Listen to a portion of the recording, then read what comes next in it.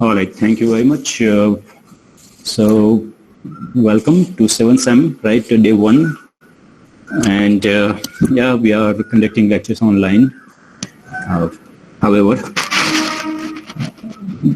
so all of you are ready, right? Mostly this is last semester for study, at least for BTech, right? Next time you will be all mostly doing industrial training, right? Which you are already, being ready for.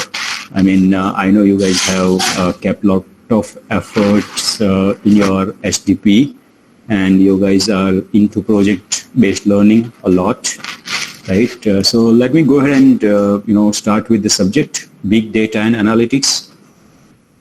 I'll go and share the screen.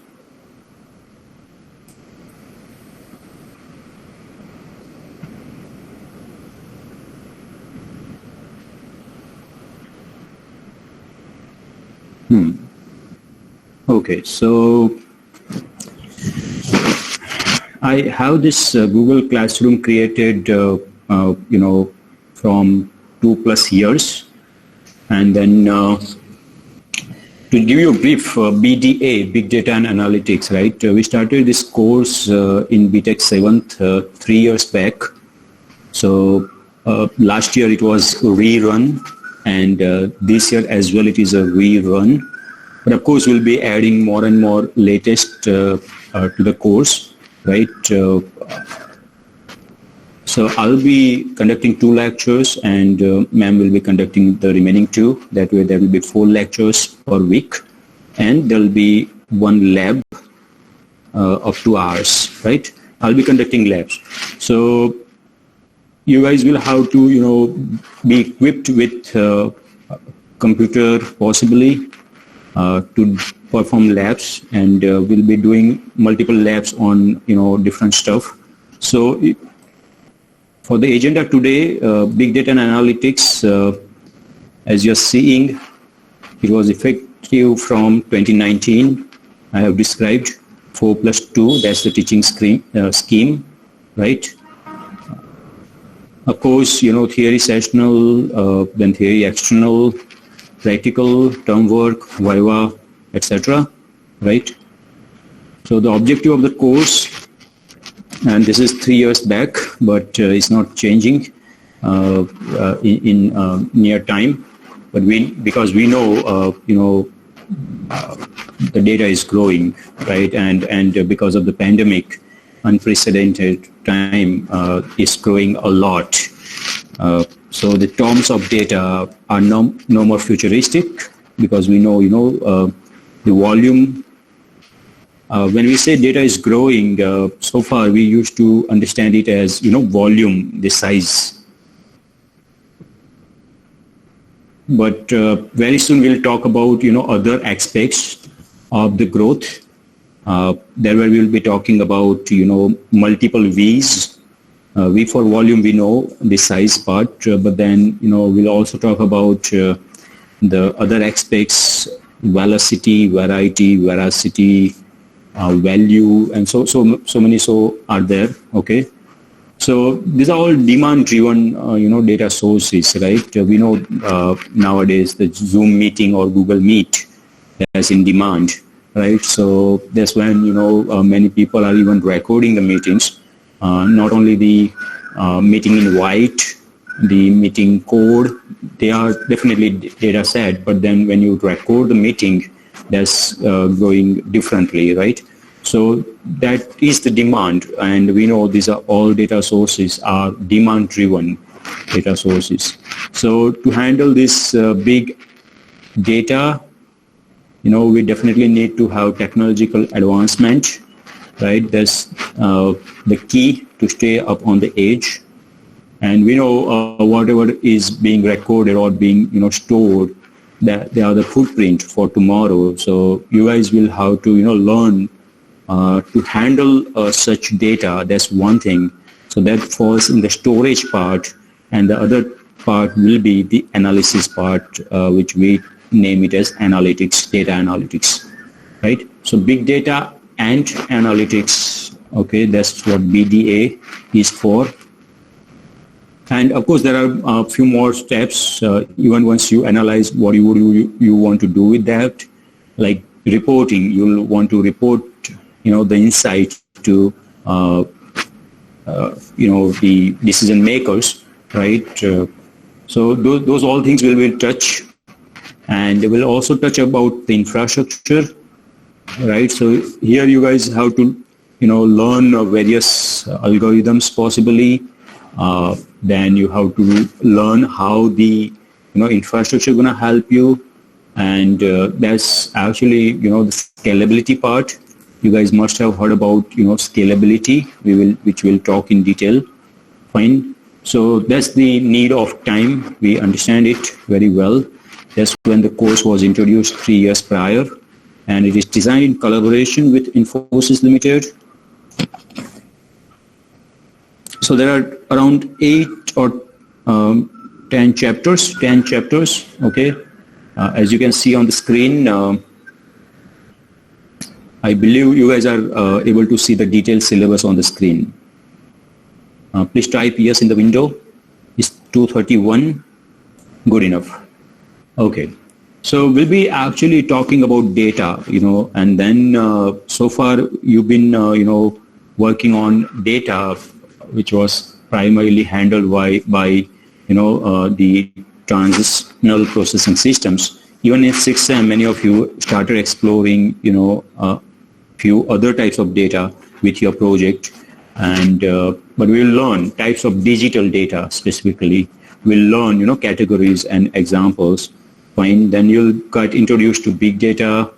We'll have, the landscape, technology landscape, NoSQL, NewSQL, and we'll also get, into the architecture of distributed systems and distributed computing. Then that's when we'll talk about cluster, Hadoop. Okay, and there are, a few more things, whichever is in the market, like Spark and all. Okay. So we'll be primarily, focusing on the storage and processing, as I mentioned already. So you'll have, idea how the storage happens, in a distributed manner. So distributed file system, that's one thing. The other thing will be processing. So you guys are already into using, cloud, right? Like Google Cloud or Oracle or IBM or Amazon Cloud. Right. If you are not directly using cloud, you might be indirectly using it. For example, when you use Google Drive, that's part of cloud service, right? Storage. Fine. So storage and processing, we'll talk about something called MapReduce. So we'll touch upon, MapReduce as a programming paradigm. Okay. And we'll move on to more algorithm and data models with data analytics. Okay, and there are various technologies, tools in the market. There are a hell lot of tools. Okay, many of them help you dig and analyze the data programmatically. Some of them also let you dig and analyze the data SQL way. You can literally write queries. Okay, and some of them also let you do scripting, like the way we used to do shell script in Linux, and then PHP scripting, and maybe Python and R scripting, right? So there are various ways. Okay, however you like, you will be able to do analytics. So that's when we will be touching upon all these various tools. Okay, and then as I said, you will get introduced to data science, right? So this is what the theory is. Okay, gonna be. Of course, a lot of stuff we'll be doing, demonstration of one thing or other, okay? But then we will also touch, the base, which is distributed systems, as and when needed, and the connection, which is cloud, wherever applicable, okay? So big data and analytics, as I said, has evolved from, the need of handling and processing data, right, and bringing business insight, right? So that's when the learning outcome is what you expect. You have to be able to do end-to-end steps, starting from data handling to, be able to report insight to visionaries, right? And students shall become familiar, of course, with the technological terms used with respect to big data. So there will be a lot of technological term I'll be touching. You guys have to, note them down and explore more on your own whenever, I throw them. Fine. So textbook, you may, find this from Flipkart or Amazon. Go for the latest edition, maybe second edition or third, to check it out. Okay. And there are, few reference book and few reference websites from MIT and let's say EDX. Okay. I would also want to highlight that, you might have heard about Swayam India portal, right?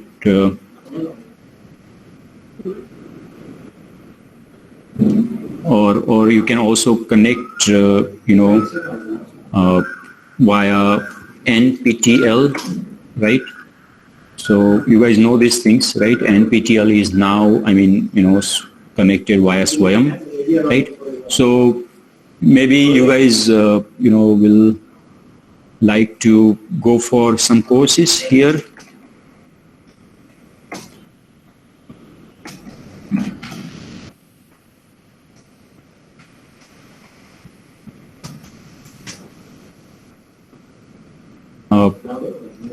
Okay, so fine.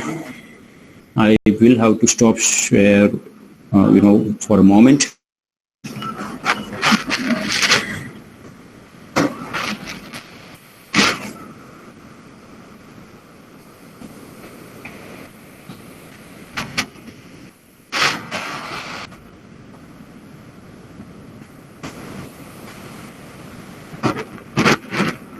So let me share one more time. And you guys should be able to see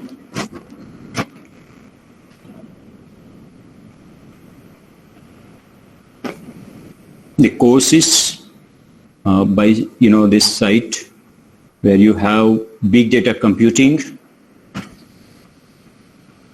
data science for engineers, and scalable data science. So I've already touched what is big data in a way. Data science, we'll talk about it more, right? And then scalability, I already told you a little bit about it. So you guys can go and also enroll to these courses if you feel suitable. Fine. So they are there by IITs, right? So they definitely let you have some certification also, followed by some exam. Okay. So I would be definitely bringing you, things from these courses too. So I'll try to bring in, new stuff and variety for you from these three courses. Big data computing. Why this is not coming up properly?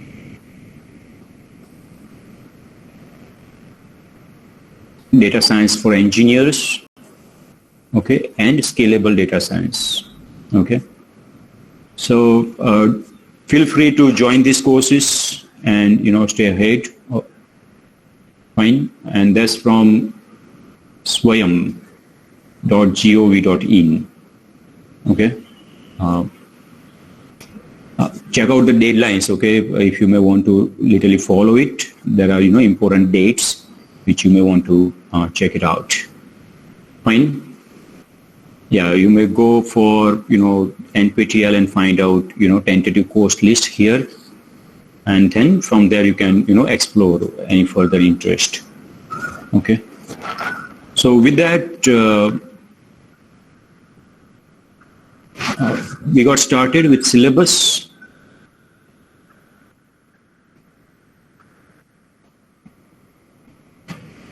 We know what to refer and where is the latest material available, right?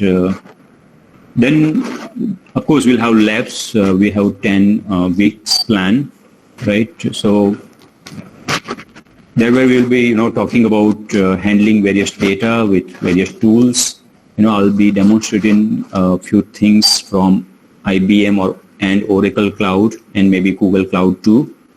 Okay. One example from Amazon Cloud too. So connected, things from all these topics. Okay.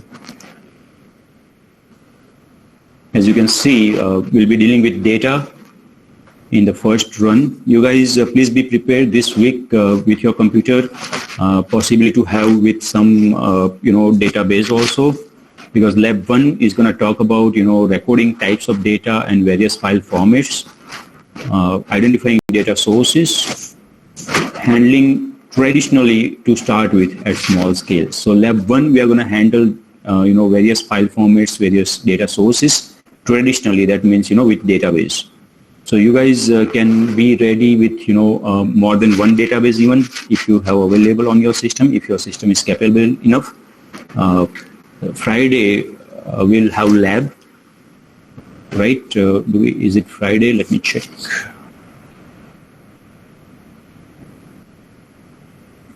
No, Thursday 3:30 to 5:30 we have lab. So I'm making it official announcement that for the lab you guys will need to have one or more database management systems on your computer, possibly the transitional processing, that means MySQL, Oracle, in that category. Fine. More than one is advised because we may deal with one to another. So that's when you will face challenges. Okay, we'll talk about it Thursday, whatever the time might be in the noon. Okay, fine. Then we'll move on to other stuff, as I mentioned, distributed file system and processing. You see, Hadoop, the cluster. Physically, when the labs used to be, we were successfully able to do cluster of 40 computers, 40.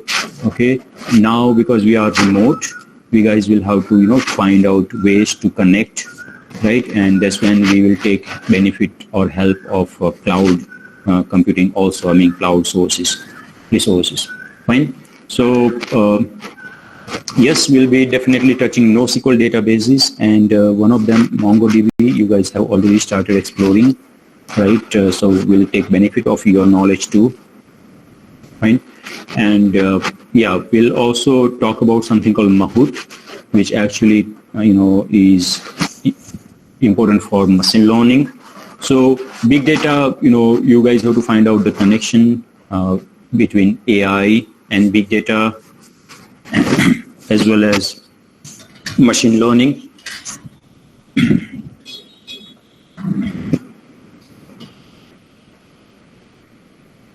So we'll not be focusing on machine learning in this course. Of course, you have a separate course altogether, right? And you also have AI. But these three courses, there are connection and dependencies too.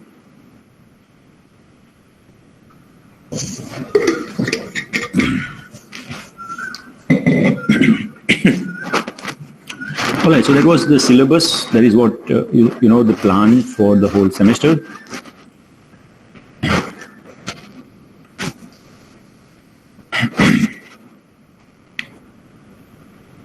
So because I'll be conducting labs, there's a little more from my side going to be.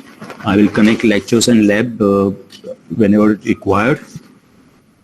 But then ma'am will also do a lot of demonstration of various technologies, and she will also touch upon various topics related to big data and analytics. Pingle ma'am, right?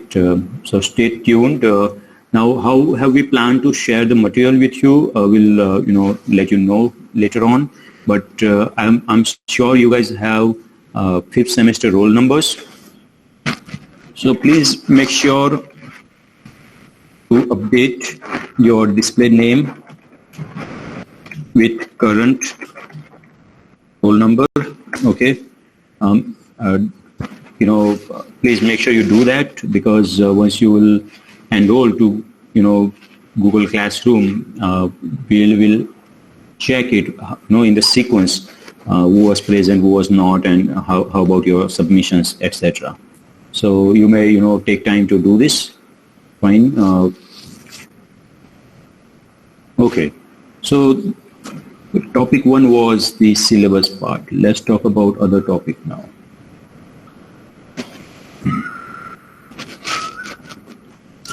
So there are a few topics, here and there. I'll be touching them because this is lecture 1. I need to, make the base. So let me ask you a question. What all different programming paradigm are you aware of?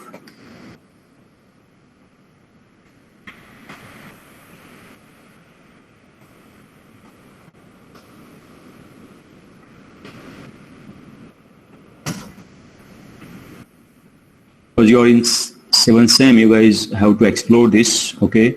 Believe me, I'll bring some new terms, and many of you might even bring new terms. So that's, the group discussion kind of will definitely help. So Hardik says object-oriented, that is correct. And prior to that, you guys might know procedural-oriented, right? POP, right, which is C language, as you know, POP. Right, procedural-oriented programming, right? Object-oriented we already have learned, starting C++ or Java and all, right? So object-oriented, yes, Hardik, that is correct. Now, yes, that is when I'm seeing few new things. Event-driven, yes, Chetan and Yes has brought event-driven. So guys, those who don't know, please, explore this.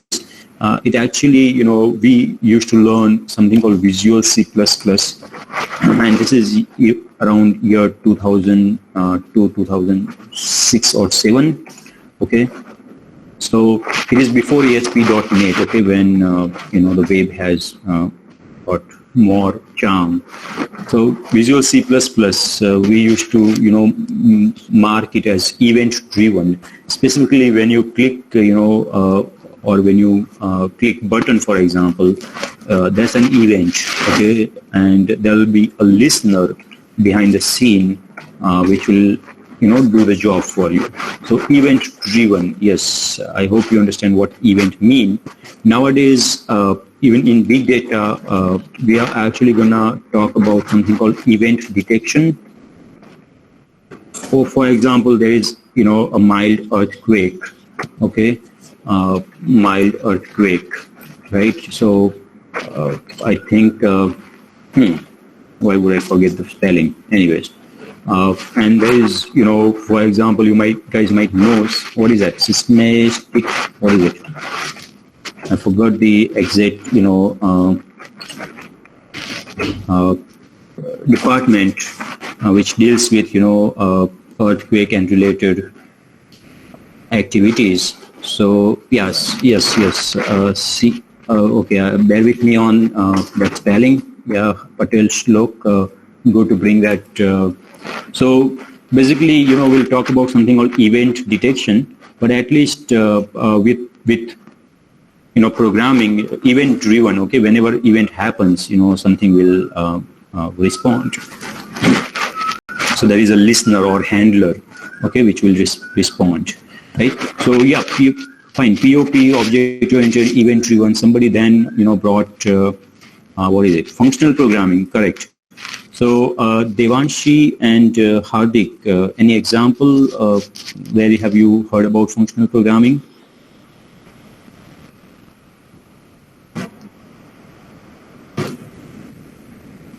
So in Java, when you will have this lambda expression. And what is that? Functional, right? What is the other term? So that's actually an example of functional programming, okay, where there is a little difference. We will talk about it, which is I tell it like move code to data, okay. So we will learn about it, move data to code and move code to data. We'll talk about it. Yeah, some of you might know a bit about same, right? So that's when, functional programming, that's the paradigm. Now callback function, Chetan is, writing it as a callback function. Chetan, where have you heard about callback function? Now guys, callback function is there from, years, is around with us from long, but especially Chetan is saying in Kotlin language, he has heard about callback function. Now, there's callback function. Those who do not know, they may explore, either Kotlin as Chetan is, mentioning, but then in Ajax, where is a asynchronous call happening. So that's when you register a callback function, and the server will call that function later point in time when the response is ready. So that's when, again, callback function, yes, that's in Ajax or, other mechanisms. So you guys might see callback function, correct? But there's a difference, callback function and moving code to data, okay? So don't just mix this callback function and move code to data as one, no. Understand their purpose, understand the technical part about it, okay? Anyways, so any other programming paradigm you guys might know?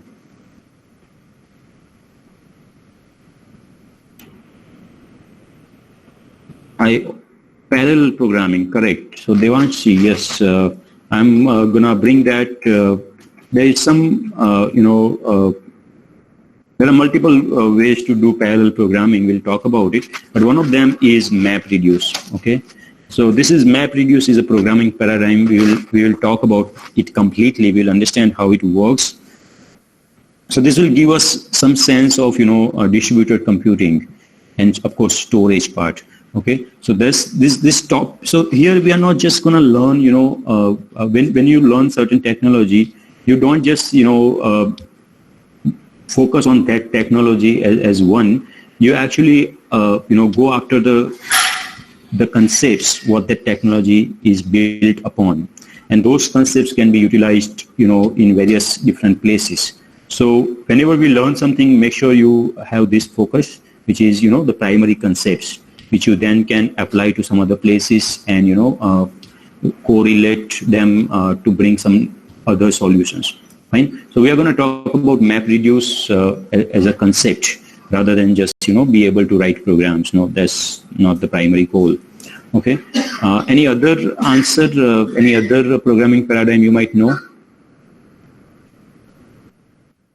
Fine. So we are going to explore MapReduce. That's when I thought I should actually bring this as a topic, programming paradigm, right? And by the time we discuss, some few things will get clear to you.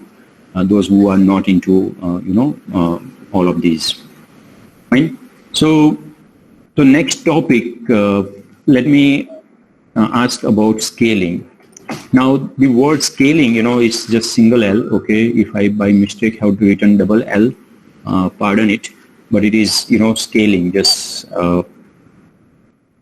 because we also say scale. We know the word scale, but this scale is actually about handling is specifically with computers, and you can say like data and cloud. Okay, so anybody is aware there are two.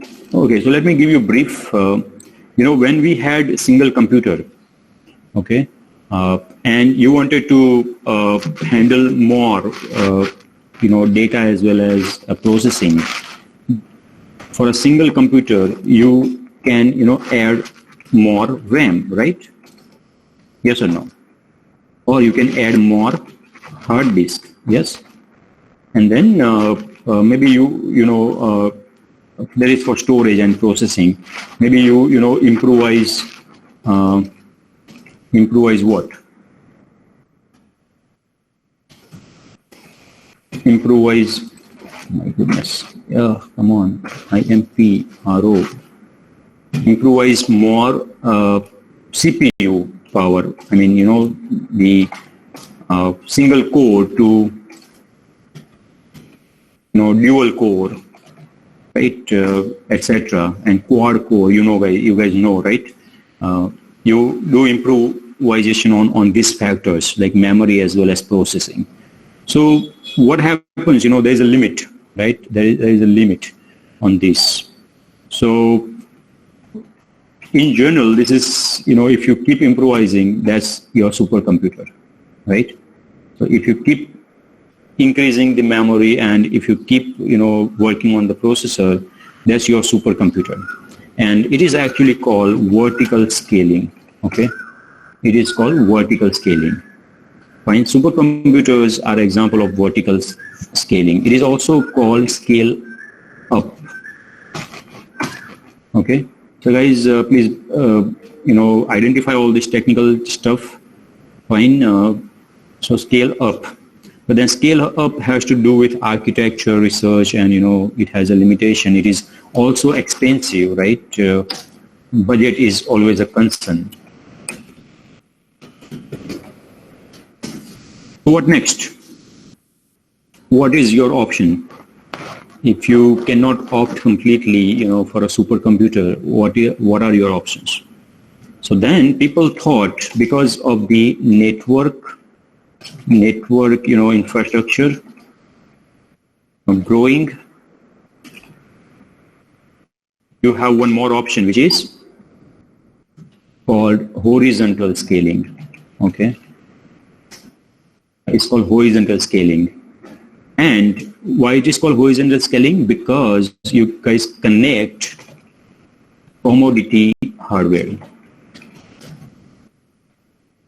I mean, all the computers, what you see in, let's say, lab 2, lab 5, lab 8 here physically. So that's actually the cluster, okay? And you definitely need to then talk about,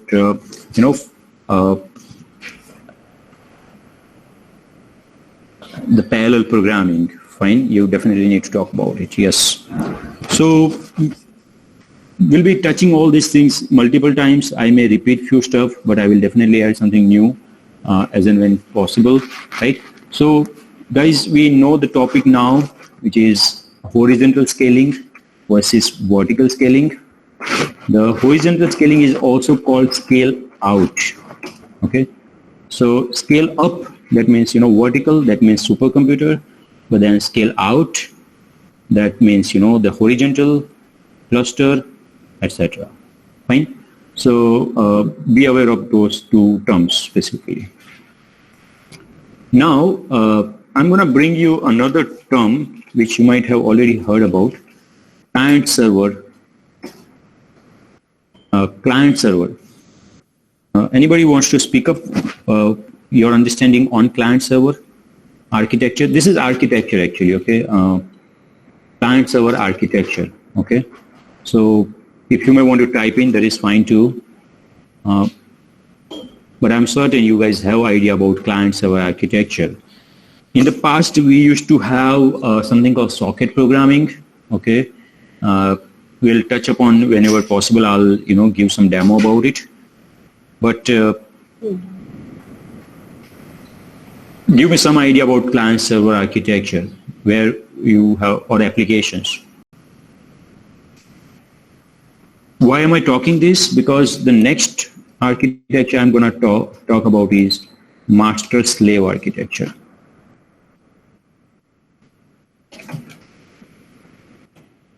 You guys might think both are same. So important here is to know the difference and similarities, okay?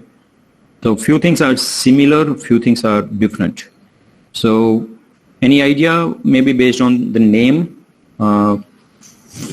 you might be able to guess something? Okay, let's go for the similarity. What is the similarity, or let's say what are similarities between client server and master-slave architecture? Similarities, maybe easier to answer.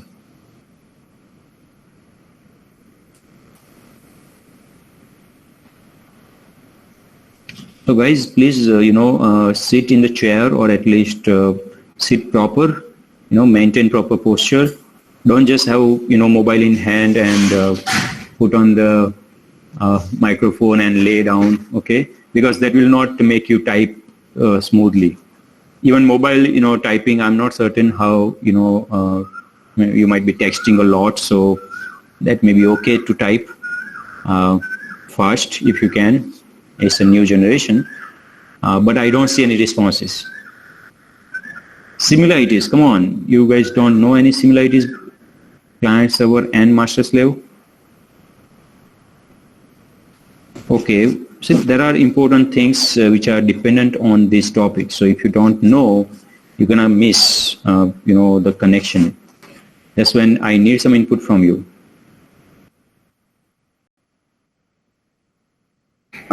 Okay, at least tell me, are we connected? Can you hear me and can you see the screen?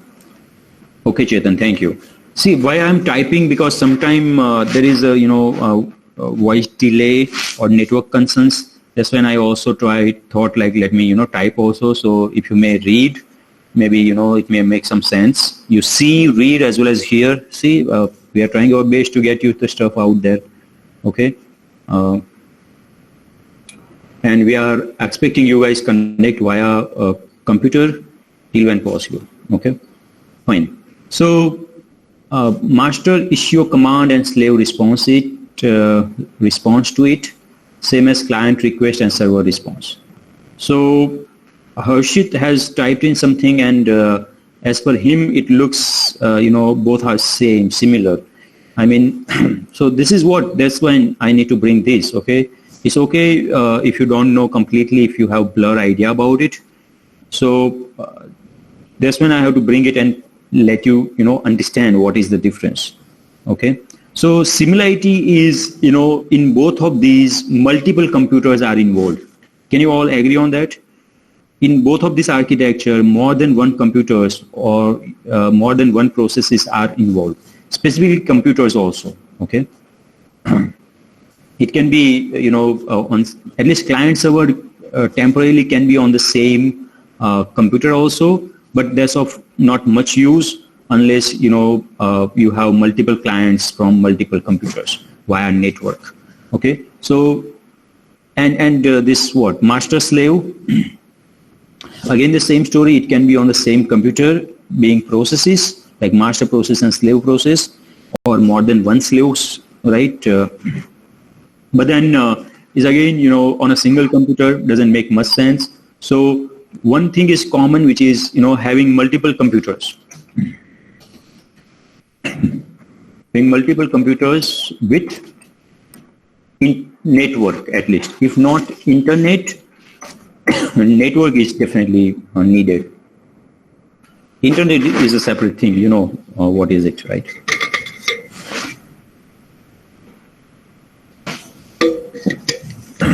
Now, when I say network, initially we used to talk about, physical LAN cables, but network can be wireless also, as you guys know. Network can be wireless also.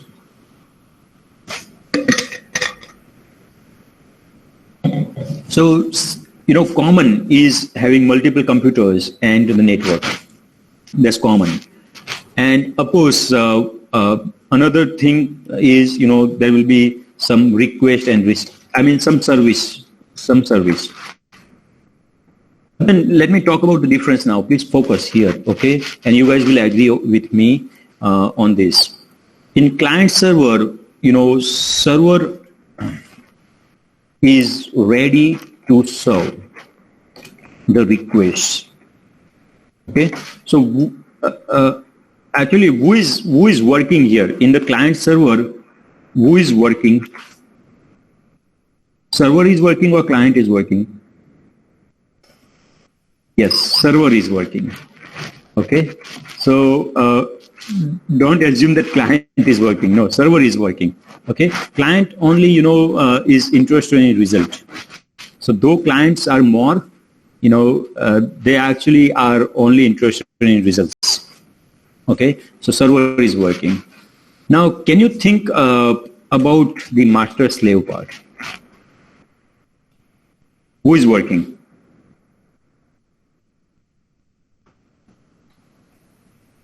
So can you guys see some difference now? The answer is both yes, you're right. And there are responsibilities, roles, okay?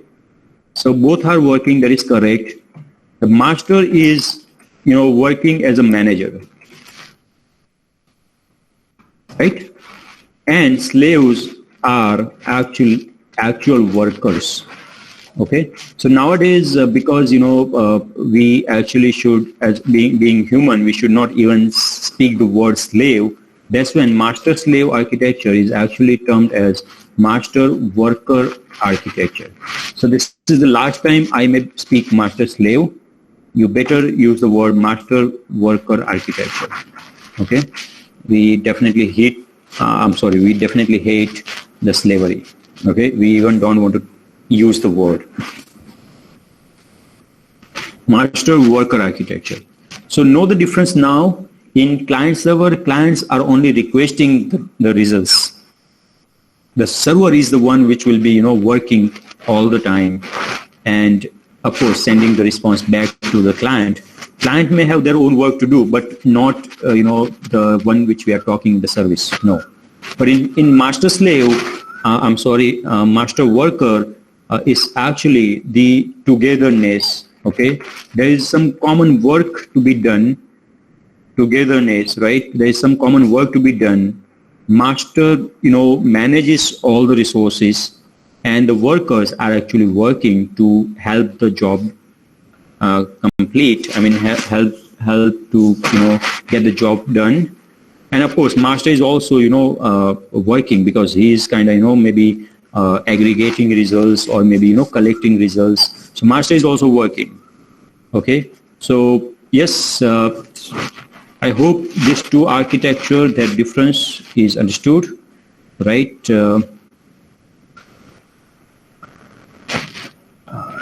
In client server, server is the bottleneck. If server goes down, it's a bottleneck. Again, in master slave, if master goes down, slaves may continue working, but then we'll see some algorithms where there will be secondary master, and likewise there are algorithms which from distributed computing itself, if master goes down, other processes can become master after those algorithms run. So there are a lot of distributed computing concepts also. Last year students actually wanted to learn those concepts as well, so I took up few related topics from distributed systems. Okay, anyway, so I believe the difference between client server and master worker is clear. So you please now observe the way I have mentioned. Okay, so you will be able to see similarities and differences between these two architecture. Okay, now that way there is one more thing I already mentioned though, AI, IoT and ML. You guys have to learn similarities and differences, connections of all these subject or the topics. Okay, at least IoT, Internet of Things, because you guys not having any particular subject, let me mention this simple things to start. Initially it was Internet of computers, right? Followed by that Internet of People, which is social media, and followed by that what is right now AIM is like Internet of Things, where all the things like physical objects like air conditioner, cars, fans, or any damn thing, cameras, they all will communicate to each other. Okay, so that's when you guys might want to learn about sensors and actuators. Is that how is it pronounced? Sensors and actuators. You guys might want to learn about it. Okay, so Internet of Things actually is somebody is having unmute. Please check, all of you, that you are muted. So IoT, what happens, the devices, they may generate data that has to go all the way to the cloud, and there are algorithms run on the cloud to do analysis, and then there will be signals sent back via cloud to actuators. So no difference between sensors and actuators. Okay, and then actuators will act accordingly. So that's the complete route. That is what IoT. Okay, if any one thing is not there, I mean, let's say if the cloud is not there, or let's say if the analysis is not there, That's not IoT.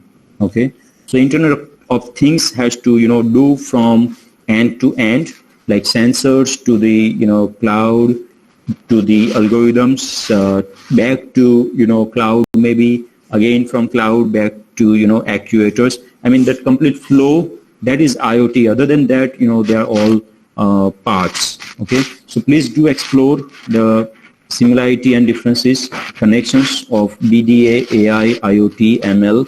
I mentioned things about IoT just because that's not there in your subject line, right? Otherwise, you guys already are learning AI and ML in other subjects, right?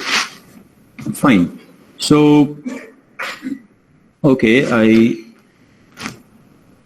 think I'm going good.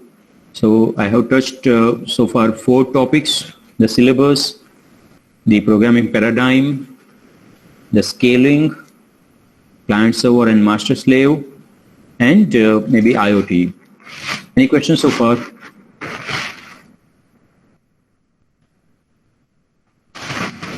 Guys, any questions so far? Just because it's day 1 and I have to connect a few things, I have to let you wake up, and again get into studies, right? That's when I raised a few questions also, and you interacted. That is good. Okay, so we'll move on. A few more topics for the day, right? Which are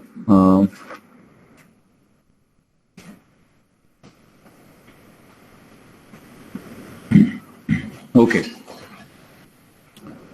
So those who actually are into research, or they may want to explore research part, let me give you something about it. Okay, where am I? Fine. So I have this screen on, and we have talked about syllabus. We'll touch the definition of big data, official definition. We'll retouch that part. Okay.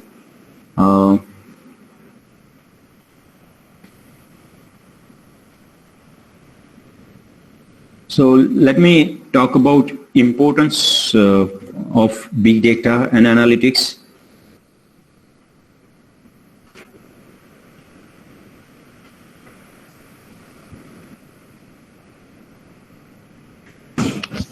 So there are few quote from the industry. So see how important people think data. That's by this guy. He says, "In God we trust, all others must bring data." Okay, if you go and tell something to your superior or CEO of the company, he's not going to listen to you unless you bring him data, the information. I mean, you have to provide him the analytics. Okay, that's what the purpose, why big data and analytics. Okay. So some point in time, somebody said data is the new oil. Now, you guys know, oil was one of the, crucial element, right, which made a lot of Arabs, lot of, rich. So somebody in the industry said that data is the new oil. Now, of course, there are a few different understanding. You cannot just, stick with one understanding of the statement. Okay. For example, you may think like oil can get, consumed, data cannot be, it can, is transferred or so there are, but just at first sight, just understand it is actually showing the importance of data. Okay. So somebody coined this statement in year 2006. Okay. The data is the new oil. So we are actually talking 14 years, almost 15 years, in the industry with data. Now, okay, this is, I will explain it actually. You guys first hear it. We are entering a new world in which data may be more important than software. Does it make sense? Data may be more important than software itself. I mean, so one day, we had these faculties together, and some point came to my mind about the same. let's say if Google, gives out all of its software to you, all the machine learning algorithms, all, analytics algorithms, everything, every damn piece of code, it gives it to you. Will that suffice? So with respect to AI, machine learning, analytics and all, you have the source code, but if you don't have the data, the source code, the machine is not going to learn, the AI is not going to happen, right? Just because you don't have data. I hope you understand it now, what am I talking about? You might have software, but if you don't have data, is of no use, right? That's when, many websites, they provide free services for doing so many things, just because, via providing those services, they are actually getting some or other data from you. And they know, they will have algorithms which might do, analytics to get them better future, right? So I hope you understand what this means, right? Any question up to this? 3 of them. Last, then we'll talk about any question if at all. So those who know, freeway like highways, and mostly in foreign countries, the highways are having barriers on the sides, left and right. Still, in some area they have this sign where a deer is shown in the signboard, and that shows that drive slow. Deer might be crossing the road. So somebody made this statement: without big data analytics, without it, the companies are like blind and deaf. Companies are helpless. Why? Because it's very much like wandering out onto the web, like deer on a freeway. So you might be using the web, but then it's very much like you are going nowhere. You're just moving here and there, and that's if there is no analytics. And this is recent. Okay. The reason being, nowadays many more things you get, your choices of products, you get, the feedback, you guys read, the points, right? Everything, and there is analytics behind the scene, right?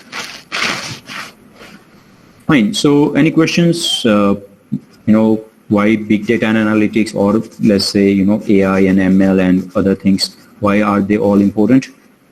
So I hope these 5 statements, give you some idea, right, that they are utmost important, need of the time, right?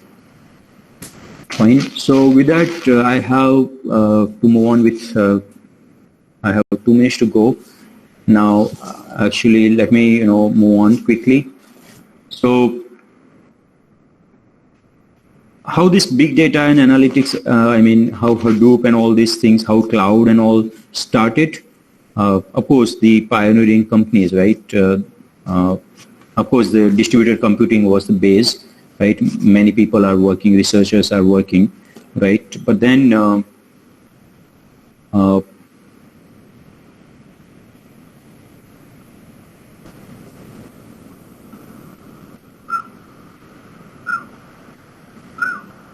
I'll bring you these links. You may, make a screenshot for now. I'll find out a way to share this material with you. But be aware of this. There was in year 2003 a research paper by Google, another in 2004, and another in 2006. Those who are into research, they all can, go to this research paper.